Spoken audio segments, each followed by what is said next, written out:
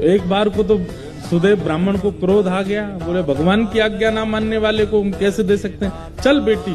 अपनी पुत्री को उठाने लगे तो पुत्री बैठ गई, बोले नहीं, महाप्रभु जी ने आज्ञा की है कि तुम इनकी हो, मैं तो इनको सर्वस्व दे चुकी हूँ, मैं तो इनको अपना मान चुकी हूँ, ये भले मुझे स्वीकार ना करें।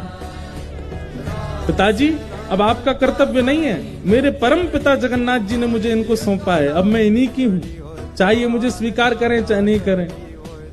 जयदेव महाप्रभु बोले वाह, ऐसा समर्पण तो हमने नहीं देखा भैया।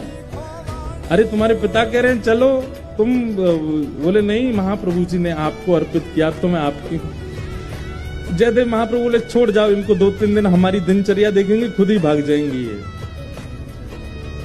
लेकिन पद्मावती का ऐसा त्याग, जयदेव महाप्रभु अगर उस वृक्ष के नीचे बैठे हैं तो उनके सन्मुख वाले वृक्ष पर बैठ जाती और उनको अपलक नेत्रों से देखती।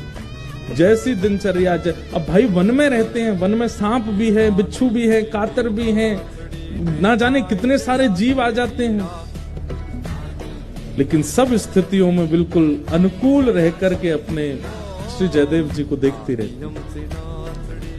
3 दिन बाद जब वो पद्मावती वापस लौट करके नहीं गई तो श्री जयदेव महाप्रभु ने मन में विचार किया कि ये इसकी जिद नहीं है, ये श्री जगन्नाथ प्रभु अपना अधिकार दिखा रहे हैं मुझको कि देखो मेरा तुम पर कितना अधिकार है, मैं जिससे चाहूंगा तुमको उससे ब्याह करना ही पड़ेगा। और ये बात सोच करके श्री जयदेव महाप्रभु रोने लगे कि ठाकुर जी मुझ पर कितना अधिकार मानते हैं कि मेरे 5 बार मना करने पर भी ये कन्या अपनी स्थान से हिल नहीं रही। इसकी सामर्थ्य नहीं है कि ये वन में रह सके, इसकी सामर्थ्य नहीं है वृक्ष के नीचे रह सके, इसने कहां तपस्या देखी है, लेकिन इसको ये सामर्थ्य कौन प्रदान कर रहा है? महाप्रभु जी।